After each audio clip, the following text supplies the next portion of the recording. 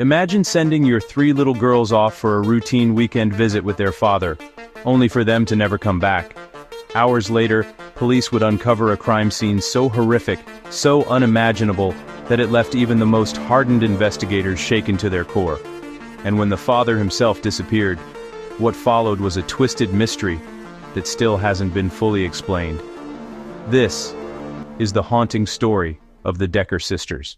In late May of 2025, Washington State became the setting for one of the most heartbreaking family tragedies in recent memory. The victims?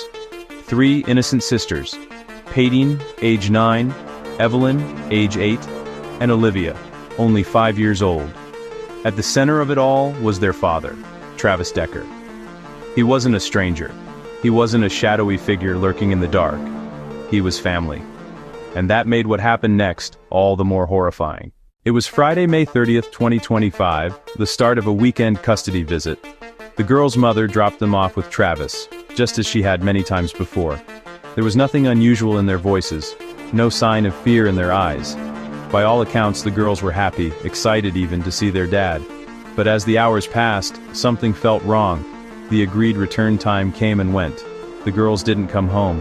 Their mother began to call, once, twice, then over and over again. But Travis never answered. With panic rising in her chest, she finally dialed 911.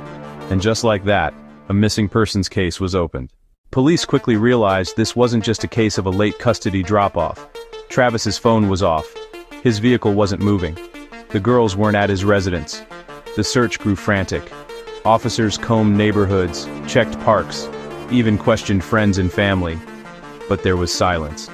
Then, within 24 hours, authorities made a devastating discovery. Inside Travis Decker's home, investigators uncovered a sight that would haunt them forever. The three sisters were found together. Their small bodies were zip-tied. Over each of their heads was a plastic bag.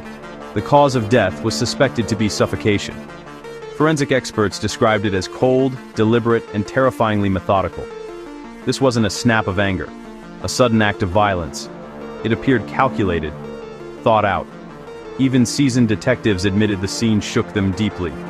And while the crime itself was horrifying, one question echoed louder than all others. Where was Travis?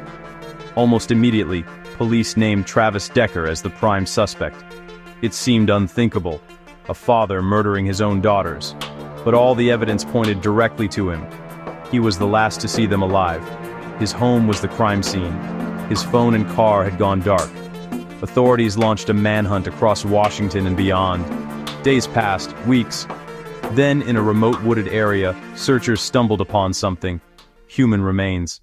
The remains were believed to be Travis, but there was a problem. The body was badly decomposed, making identification difficult. DNA testing suggested it was him, but the condition of the remains stirred doubt. Some people began to ask, was Travis truly dead? Could he have staged his own disappearance? Was it possible someone else was involved?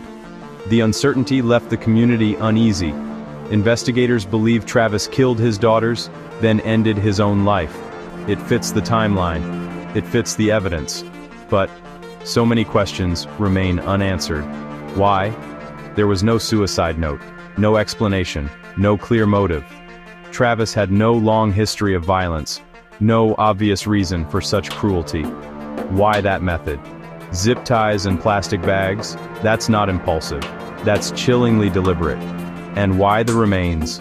Why was his body found in a state so degraded that it sparked debate about whether it was even his at all? Even in solved cases, those kinds of questions don't just disappear. Don't forget to subscribe to the channel for more videos like this. Thank you for watching.